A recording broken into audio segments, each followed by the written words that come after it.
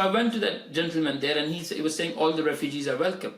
And I said to him, you are telling me all the refugees are welcome, they're coming by boat. He said, yeah, the boats are welcome.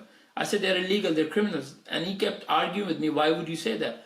I said, these people, you say they're coming from a war-torn country, right? They're not flying from there, but they do leave their war-torn country, whichever it is in the Middle East or wherever that is, and they come through all the Europe, right?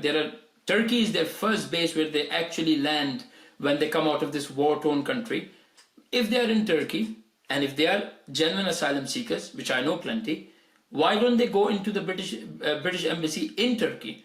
What makes you think that you're going to pay all these big amount of money to smugglers and come into the country and you're going to say, oh, guess what, we're running war? Yes, you're running war. I'm not saying you're not, but I'm saying if you run war, the first country, the first developed country where there is a British embassy or American embassy or European embassy, why don't you go in there with your papers? And if you're coming from a war-torn country, they will know that you're coming from a war-torn country and they will help you.